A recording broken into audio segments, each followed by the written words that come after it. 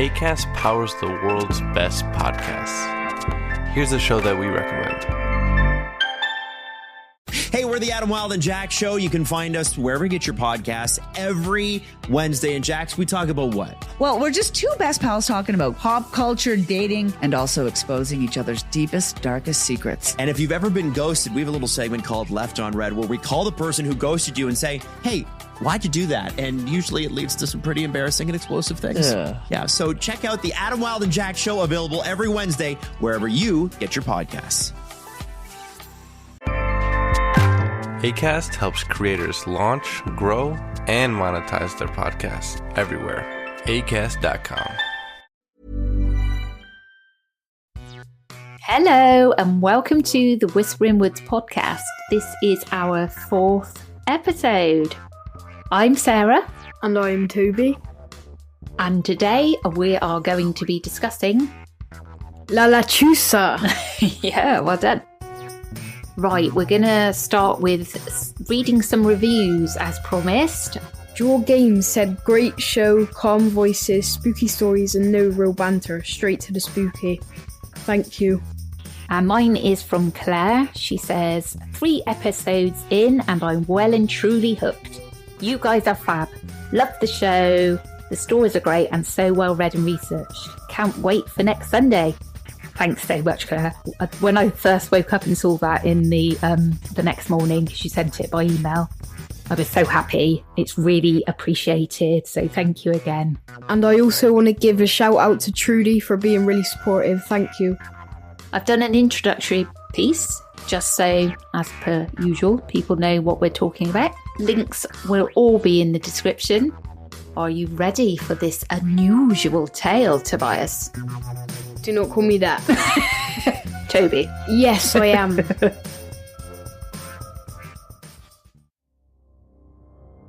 Sightings of a giant bird in northern Mexico and parts of Texas have been reported since the mid-1700s and continue unabated to this day.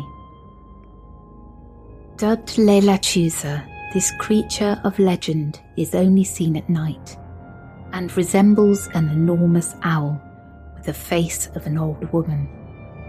La Lechuza, which means the owl in Spanish, is said to be a shape-shifting old woman who, after being wronged by her community, seeks her revenge by attacking those out after nightfall.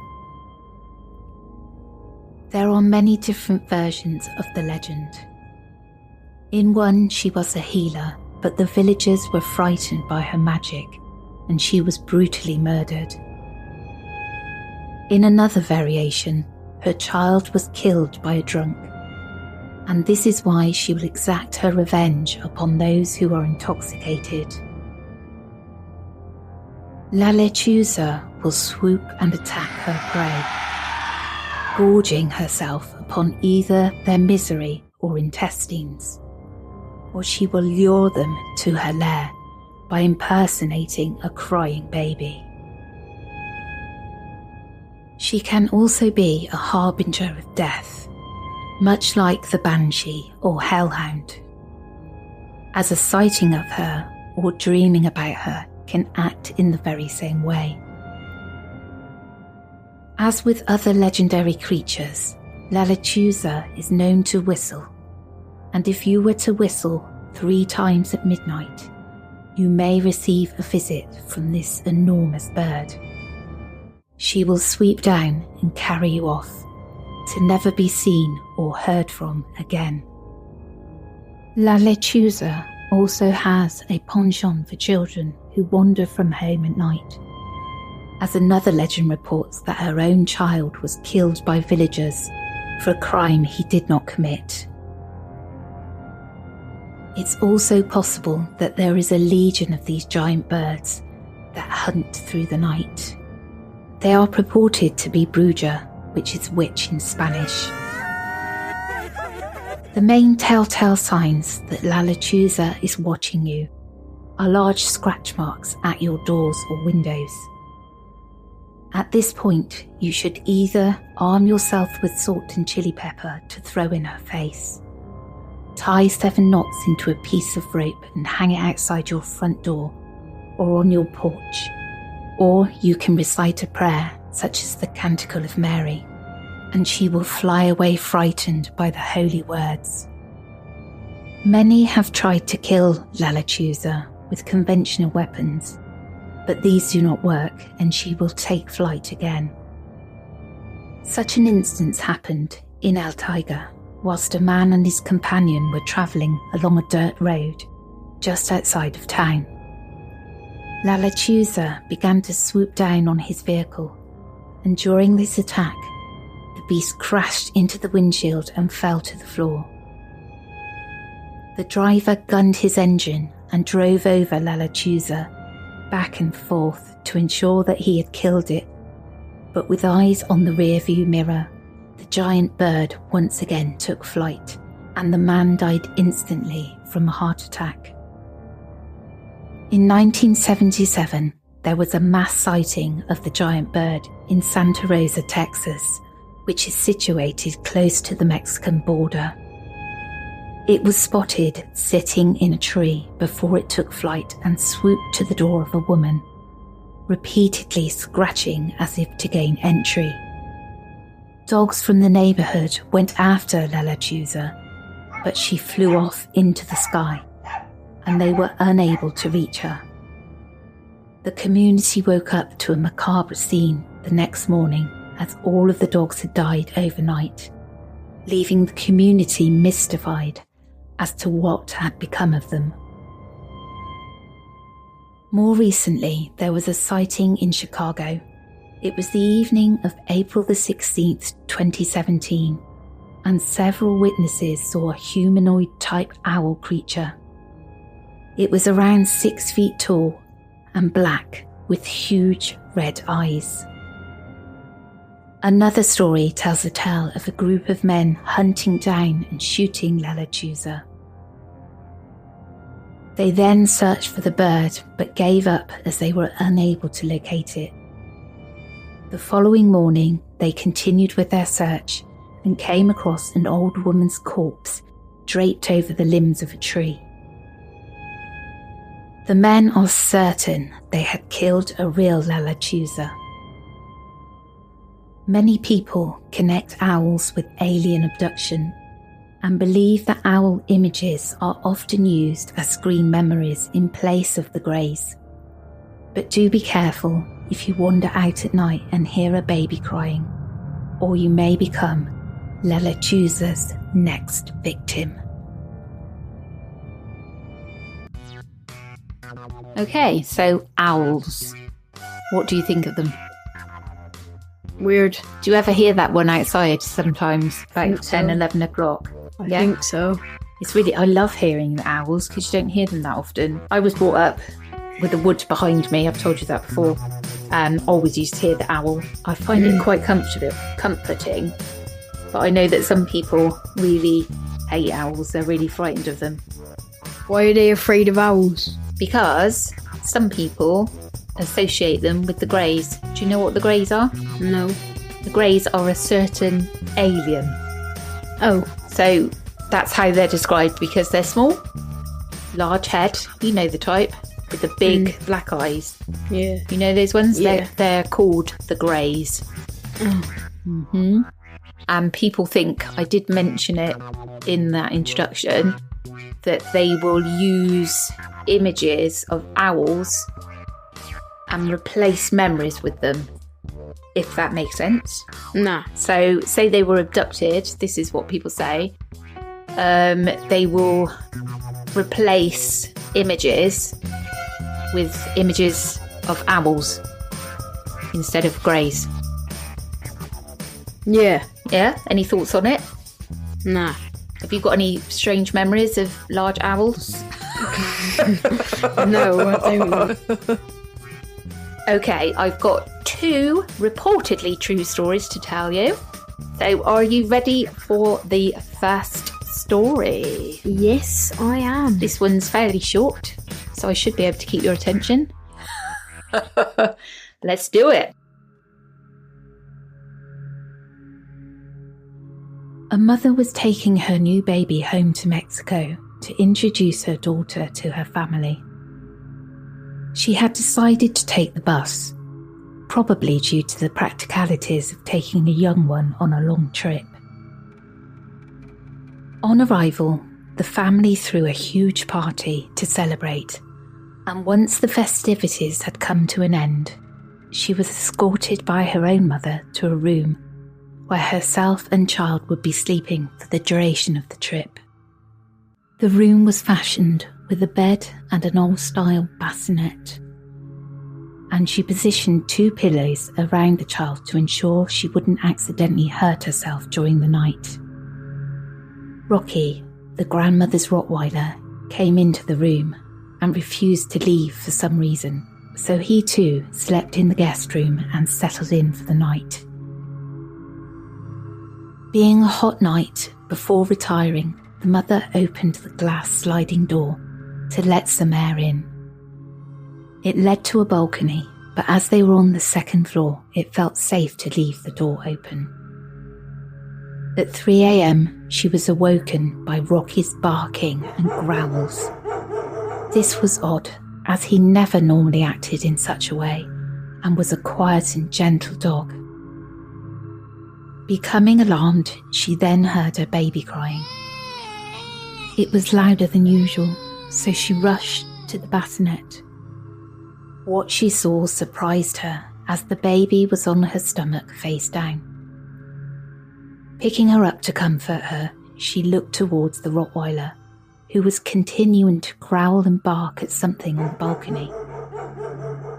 She turned to see what all the commotion was about and screamed, seeing an ugly giant owl with its wings and mouth wide open.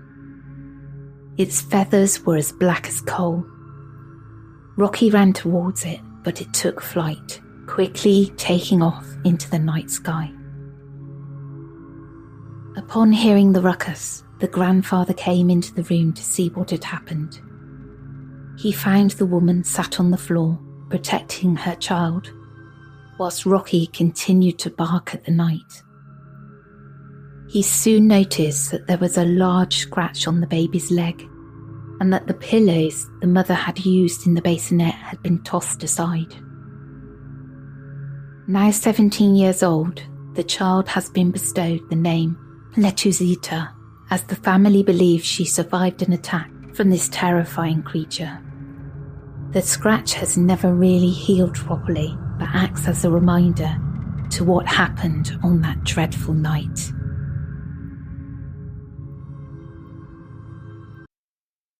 Hello everyone, I just want to tell you about a podcast I think you'll enjoy. If you're like me, I'm always on the podcast apps looking for something else scary to add to my feed. And this one is called The Most Terrifying Places in America by the Travel Channel. On the podcast, they visit some of the creepiest locations across the United States. They go to a hotel in New England where guests wake up and they're covered in scratches. My personal favourite is the one where there's a church in the middle of the woods and the security guards have to stay there for the night, and it's really, really creepy. There's so many different places on there. Get yourself a nice coffee or tea, pop it on and enjoy. Listen to The Most Terrifying Places in America wherever you get your podcast.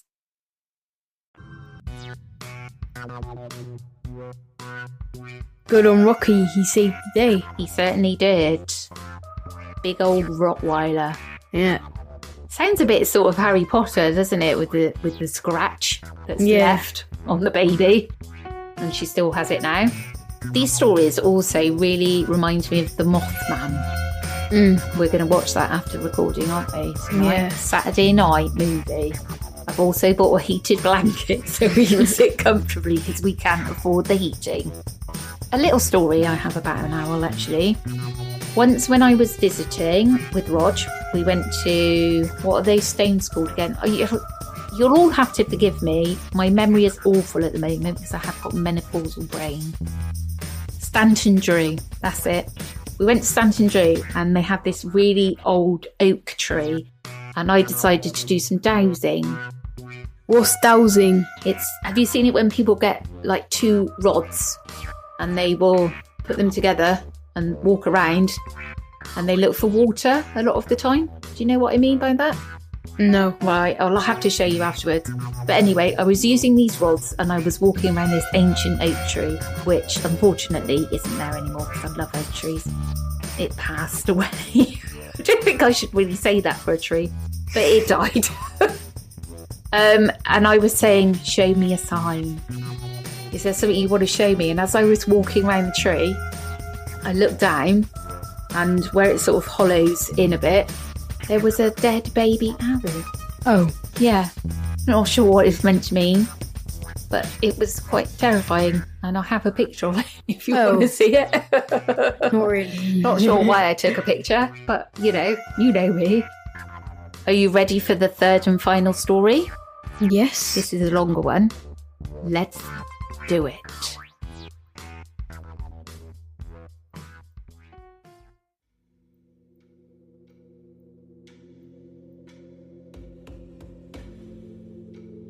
A group of students were sharing their strange encounters over a bottle of Jack Daniels one night and passing the bottle to a boy named Samuel, who never normally drinks and acts as the designated driver. The group were surprised to see him take a sip. This was a strange occurrence in itself, and collecting his thoughts, Samuel began to tell his tale. Growing up in Mexico, he had lived in a rural village just outside of Hermosillo. The population of the village was around 8,000, and most worked at the processing plant or the local farms. Samuel had been living with his mother and abuela at the time, and his abuelo was a horse breeder, which the family had practiced for generations. Samuel himself worked as a stockman at one of the local ranches and was best friends with the rancher's son, Santiago. He was studying at high school at the time and would often meet up with friends and go to parties held at farms in the area. Other members of the friendship group included Juan, Christopher, and Mateo, who were sons of some of the ranch hands. Being Mexican, they had been brought up with stories of La Llorona and El Silbón, but Samuel's mother often used to tell him the legend of La Lechuza to scare him. The story of La Lechuza was used a lot in his hometown to scare the children into doing their chores and behaving themselves. And it used to work. But when he became a teenager, he was more interested in hanging out with his mates and hooking up with girls than listening to his mother's tales. One night, a 16-year-old Samuel was on his way out when his mother caught him. "I know where you go on these nights. I beg you not to go out drinking with your friends." Brushing her off, he said he was old enough and wanted to hang out with his mates. "And if La Lechuza should happen across your group, that story is what killed your father." Samuel's dad had died in a drunk driving accident. He had hit a tree and the car had erupted into flames. This had happened all before Samuel was born.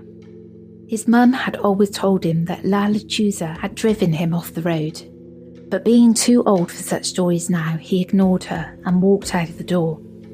She cried as he drove off into the night. The party wasn't much cop, and they all left in an inebriated state sometime later. Climbing into Santiago's car, they were drunk and laughing. Santiago managed to keep the car on the road as the friends whooped and jeered in the back seat. The music was turned up loud, and then Santiago swerved quickly, as if to avoid something in the road. The boys were all screaming, and he quickly got the vehicle back on the road, whilst Mateo threw up out of the window. Santiago had gone pale. "I thought there was an old lady in the road," he said, "but when she turned, her body looked wrong." Just as Samuel said how weird it was, he screamed as the figure was back. It wore a long cloak and was all hunched over. It looked deformed with piercing red eyes. With little time to avert the figure, Santiago drove straight into it, doing around 55 miles an hour. The car stopped dead in its tracks, and Samuel came to around a minute or so later. He'd received a good bump to his head, and looking around, saw that Santiago hadn't been so lucky. He had gone through the windshield, breaking his neck. The other boys seemed okay and struggled out of the vehicle. The damage to the car was as if they had slammed into a rock, but there was nothing in the road. Just then, a shadow passed over, only noticed as there had been a bright full moon. The large creature had a wingspan of a condor. It swooped and landed on Juan, breaking his back. The bird then fed on him as his screams dissipated into the night. That's when Samuel ran for his life, not knowing if the other boys were running too. An otherworldly screech echoed out of the darkness. His foot hit a pothole and he fell to the ground. Suddenly there were bright lights as the creature prepared to feast. And that's when Samuel heard yelling. It was his mum, shouting curses and carrying a cross. The monster flapped its wings and took off. Deeper and deeper it went into the blackness. He woke up the following day thinking it had all been a dream. But his mother told him that Santiago and Juan had been found dead and the others haven't been seen since. That's when Samuel stopped drinking, bar this one time, whilst rustling up the courage to tell his story. He still went to the parties, but instead he would be the designated driver, ensuring that everyone got home safely. Unfortunately, this isn't the end of the tale. Sometime later, and in tears, Samuel told one of his friends at university that his mother was going to die. He'd been having dreams about her, and in those dreams he had heard her crying. He walked up to her and put a hand on her shoulder. She then grabbed his arm with a clawed hand, and when she turned to him, she screeched his mum's name through an owl beak. He told this friend it was important, as it said that if you dream about Lechuza, someone you love will die. 3 weeks later, Samuel's mother died of a heart attack, and Samuel went home for the funeral. No one has heard anything from him since.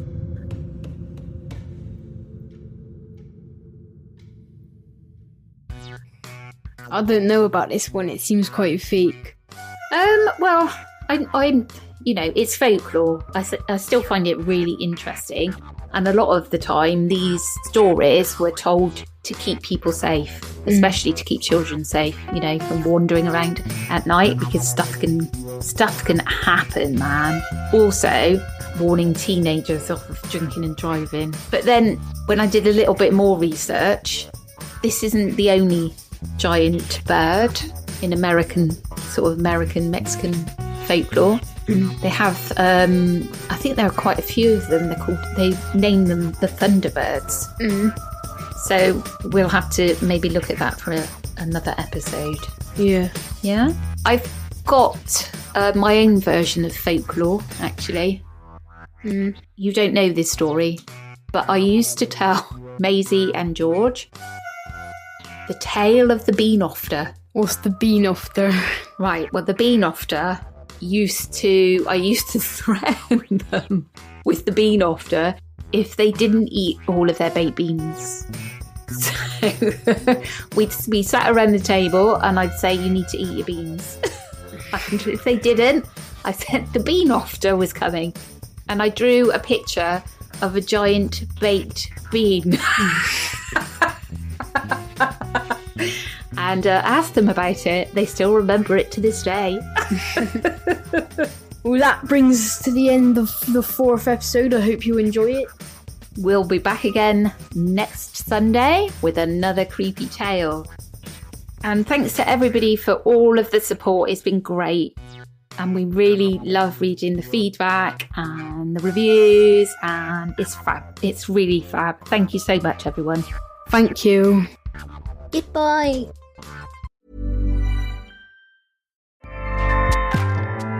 Acast powers the world's best podcasts. Here's a show that we recommend.